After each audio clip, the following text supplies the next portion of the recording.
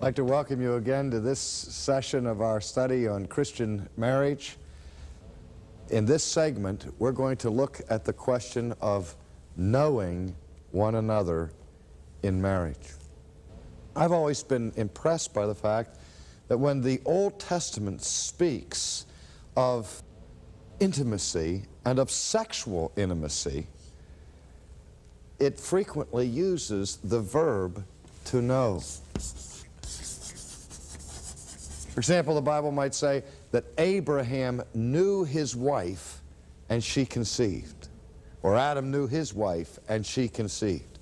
And we hear that expression, and I wonder, why is it? Is it because the biblical writers are embarrassed to say the word, that they go to euphemisms, circumlocution, ways of getting around those being graphic or sexually explicit? They just said, Abraham knew his wife and she conceived. Well, does that mean that Abraham walked down the street and he met this lady on the street, said, hello, my name's Abraham, and she said, my name's Sarah. They were introduced, and all of a sudden Sarah's pregnant? That's not what the Bible means. It's using that verb to know to communicate the deepest level of human intimacy. And that's because for intimacy to happen, whether it's physical or emotional or spiritual, knowledge has to take place. You cannot really experience intimacy with a stranger. Now, before our program opened in this segment, I was talking with some of the people here who are present in the studio audience, and we were singing and dancing and playing around, and I was going back to the former ages, to the movie The Egg and I, and remember the song that came from there? Getting to know you, getting to know all about you. And we did a little soft shoe, and I thought that sort of captures the American way in which dating is developed into a marriage relationship. There's a process by which we get to know each other. And it's almost like a mating dance that takes place. Think back to the initial dates that maybe you had with the person that you eventually married. We look at a college campus, for example, and we see how people prepare for dates. The guys take a shower, they use their deodorant, they take the coolest shirt that they can think of, and they want to look nice and run their combs through their hair. And meanwhile, back in the women's dorm, the women are still spending 3 hours putting their hair in curlers and using all this makeup and cosmetics, because everybody wants to make a good first impression on that date. And so on the first date, we do everything in our power to make sure that that person we're trying to impress doesn't know who we are. Right? Trying to avoid being known in that situation. We want to put our best step forward. But then what happens? The girl starts to respond, or the guy starts to respond to the girl. And the relationship begins to develop. And then a new dimension takes over in the relationship. Now, we begin to let little glimpses of ourselves out to the person we're dating. Because we go home and I say, hey, she really responded to me. But was it to me or to my cologne? Was it to me or was it to this macho image that I put forth and that I fooled her with? Will she really like me when she really knows me? And so now we'll begin to play true confessions, where we start to say, well, I have to tell you something that I did long ago and far away. That is, we begin to confess our sins that are safe. We don't say about what we're doing now. And so little by little, the mask comes off as we test the waters to see, as they continue to know us, will they continue to like us? Now, that's a natural thing to have happen in a dating relationship. But what creates the kind of love that builds permanent marriage is when that process of knowing one another deepens and continues and continues and continues. Because that is absolutely necessary for intimacy to take place. Unfortunately, what happens is in the dating relationship, we open up, we begin to reveal ourselves more and more, and as we get secure and comfortable, we continue to do that, and then marriage happens, and then suddenly it begins to reverse, and we start hiding things from our partner, and we begin to build another barrier to intimacy. And so the principle is this, that if we are to experience intimacy, we have to get to know our partners. It's that simple. Knowledge is a requirement. Marriage cannot be continued and sustained on feelings alone. Knowledge has to happen. I must know my wife. She must get to know me. But for us to learn anything, to know anything in depth, we have to study. We have to study. I remember when my father died, when I was 17 years old, and I went to the funeral. And the minister gave a brief little eulogy, and he said nice things about my dad. And then at one point in that meditation, he said, you know, I could always know when Bob Sproul was coming into my office in the church, because I could hear the sound of his feet as he walked down the hall, because he had a distinctive footfall. And I knew it was he before he even popped his head around the door. Now when he said that, when the minister said that, my mother just dissolved. I mean, she broke up, she fell apart. And so when the funeral was all finished, I said to her, I said, Mom, what was it that the minister said that broke you up like that? And she said, well, when he mentioned your dad's footfall. She said, because I could always tell when he was coming. And I thought, what is she talking about? I lived for 17 years in the house with my dad. I mean, wasn't my dad limped? He didn't have some funny kind of way of walking. But there was something distinctive about his gait that was distinctive about him. And it was one of those little nuances of personality that only someone close and intimate picks up. It said something for our minister, because he had over 3,000 members in his congregation. And a good shepherd knows his sheep. But in order to know somebody like that, we have to work at it. It never ceases to amaze me that when I talk to men who go through crises, the two biggest crises that they tend to experience, apart from death and so on, is, or are, I should say, divorce and the loss of a job. For a man to be fired is devastating to him. But it's not as devastating for most men as to have their wives leave them. And so we're concerned, and women are concerned too, about marriage and about career. Now, how do we set about getting ready for our career? We don't think anything of going to high school for 12 years. And then many of us go beyond high school for another 4 years or 5 years, spending multiple thousands of dollars to learn how to be proficient in a certain field so that we can go out and have a job. And then casually we meet somebody, 3-6 months later we marry them and make no concerted effort to master the material of marriage. We will study history and philosophy and psychiatry and engineering and biology and all of that so that we can make more money.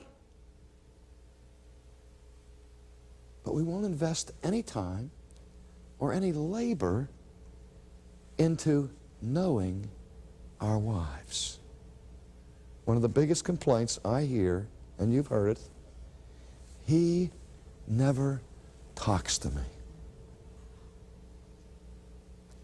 And then all of a sudden, the marriage dissolves, and the person discovers more pain there than as they would have lost their job or had to change their vocation.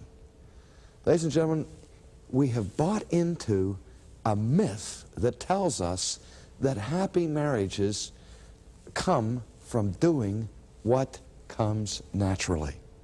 That somehow we will learn to know our mate through osmosis. Now, there are certain things that we can learn about people just from being around them. We may begin to notice their little habits of how they walk and how they dress and how they react. I can learn an awful lot about a person just by studying that person outwardly. If you want to know something about me, you can hire a private investigator, and they can go back and they can look at my track record. They can tell you where I went to school. They can tell you what grades I made in school. They can go to the IRS and tell you how much money I make and what I spend my money on. You can go to the bank. You can get all kinds of external data and information about R.C. Sproul. But no matter how much you study that, you cannot know who I am inside. Because if you ask me, where do I live? I'm going to tell you, I live in Orlando, in 480 Timber Ridge Drive, Longwood, okay? But that's not really where I live. That's where my house is. I'm away from that house a whole lot more than I'm there. But you know where I live? I live inside of me. The same place where you live. I mean, we could get mystical or metaphysical here about where the ego is, where personality is found, where the substance of individuality can be detected. But we'll cut through all of that for a minute and just say, you live inside there. And all I can know about you is what I can observe outwardly unless or until you choose to tell me what's going on inside. That's why we're so concerned about the Bible. We can know a lot about God from looking at creation. Creation gives us clues as to the identity of God and the character of God. But we don't really know God intimately until God speaks, until God chooses to reveal himself and tell us what's inside. And so if you want to know your husband, and you want your husband to know you, you have to talk. And you have to talk about stuff besides the weather. You've got to talk about what's going on down there. We have to get to what I call the second level of communication. Not just commonplace reactions, but down into how we feel about things. That's when intimacy starts to take place. One of the great benefits that my wife and I have is having to spend so much time on the road. We spend about 8 months every year away from home. Now, some of that is in an apartment in Mississippi where I'm teaching at the seminary, but a lot of it is just plain traveling this country. And most of the time we drive, and I find driving very, very boring. And so we play games while we're driving. We'll play games like this. Okay, honey, I'll say, if I could be anything in the world without fear of failure besides being a teacher, what would I be? She says, a golfer, professional golfer, or a baseball player. And I say, no, I would like to be a concert violinist. She says, what? I've just revealed to her something of the secret life of Walter Mitty. It isn't all that dangerous of a personal revelation, but she's getting to know me.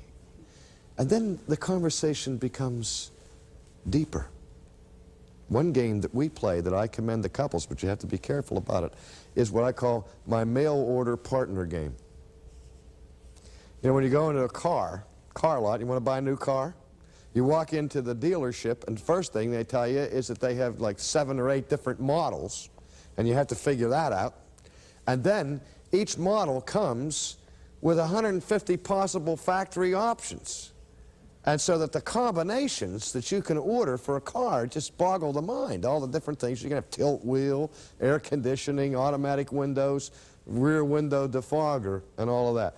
And so we play this game of special order bride or special order groom, where we'll say, okay, honey, here are 20 options for the ideal husband. You get to order your own. What options are you looking for in a husband? What options are you looking for in a wife? This is important to do for people who are contemplating marriage, but it's also helpful for people who are already married.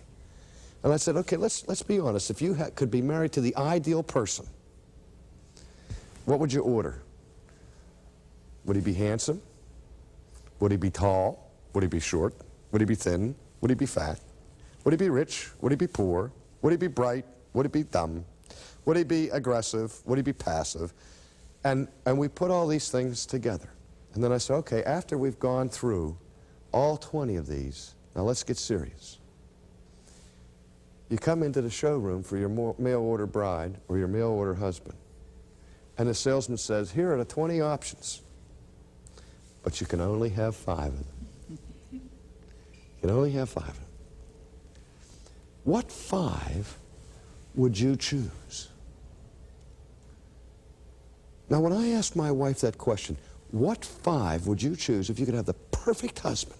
What 5 options would you want? What are you looking for? What she is doing when she answers that question is expresses to me her felt needs.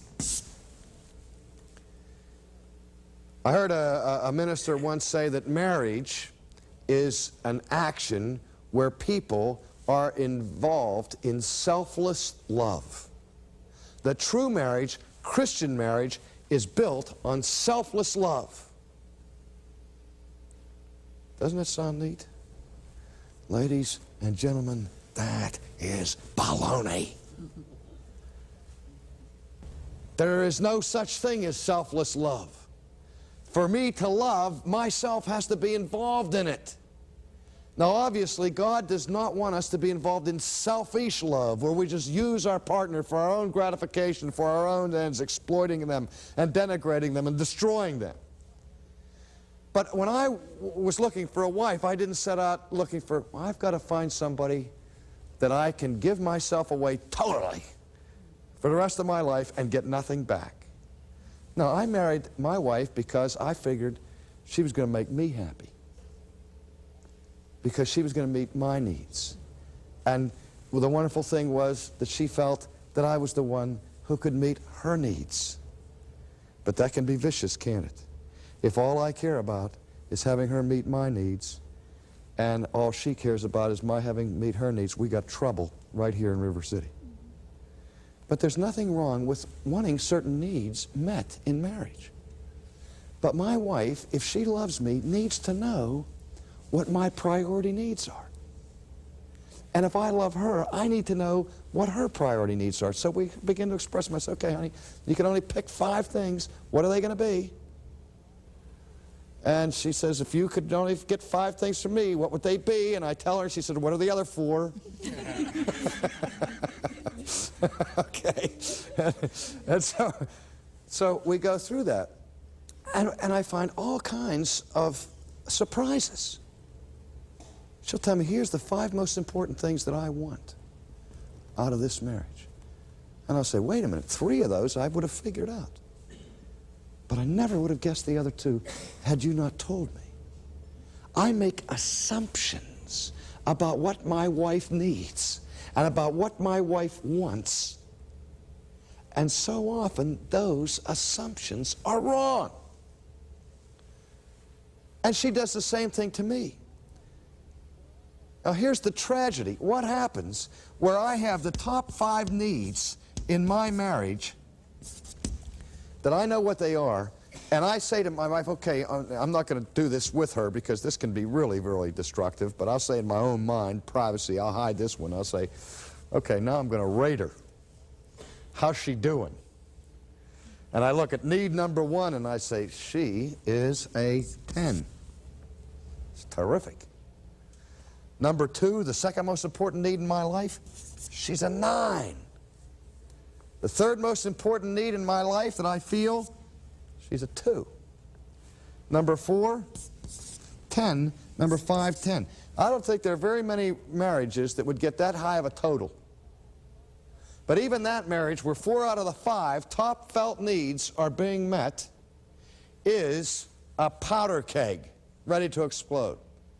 Why? Because if one of your top 5 felt needs is not being met, that is your point of vulnerability. What happens if a man has 4 out of his top 5 needs being met, and he goes to work, and every day he's spending time with his secretary, who at this level is a 10?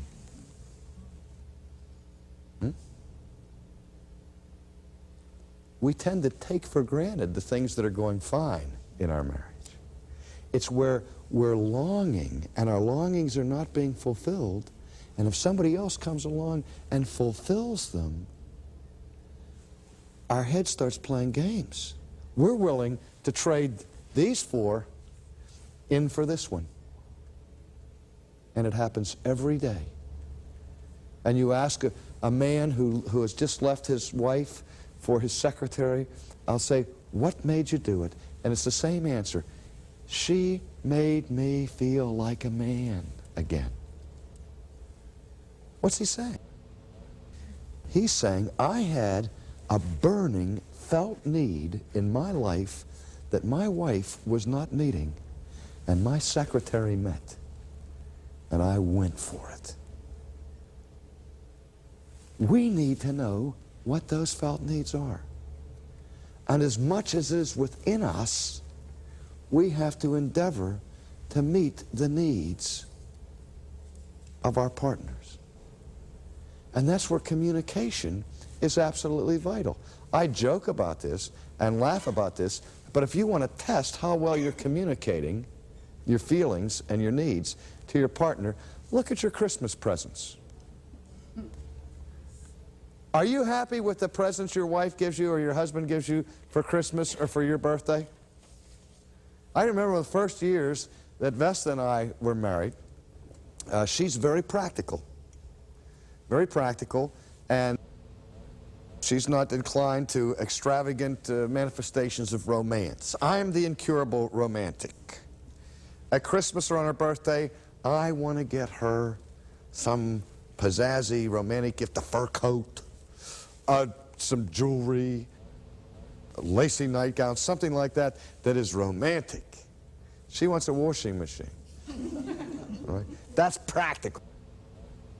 And what do I want? I want something that says, you're my man, you're my hero, you know, win Rocky, and she buys me brand new golf clubs. That's what I want. I sit there and think, I'm going to get a new driver or a new wedge for Christmas from my wife. What do I get?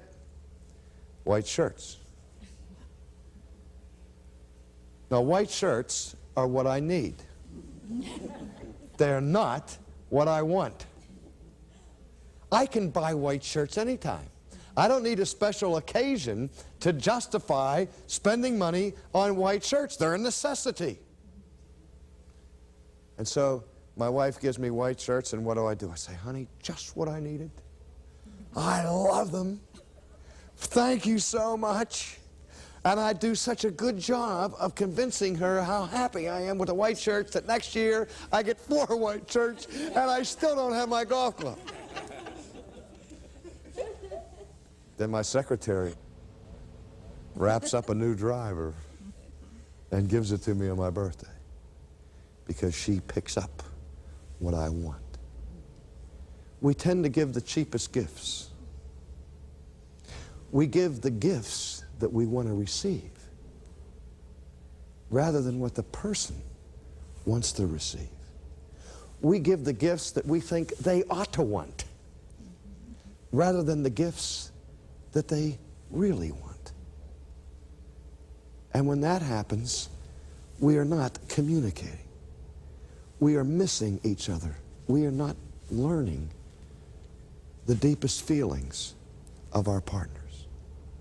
Now, there's one last thing I want to say before we go on to the next subject, which the next time will be considering sexual knowledge and relationship in marriage. But what I want to say before we do that is, I am a person who has spent his whole life studying one thing or another, mostly theology. And I have discovered that one of the greatest experiences there is in this world is to learn something new. I'm fascinated by the word. I can't wait to get to heaven so that the first 15,000 years I can study music, and the second 15,000 years I can study art, and the next 15,000 years I can study, well, maybe I'll get down to biology one of these days. You know, I've been chemistry. I've avoided that all my life. But I love to learn new things. The variety of the created order is just wonderful. It's wondrous. And to learn something new is exciting. But there's no more variety, nothing more provocative, nothing more fascinating than a human soul. We can say that people look like each other, but every single person has a unique personality. And there is no such thing under God's heaven as a dull person once we get beneath the surface. Anybody in this room's life story has sufficient drama and interest to produce a best-selling novel. And so it's fun to learn to know another person intimately. It enriches their life, and it enriches our lives.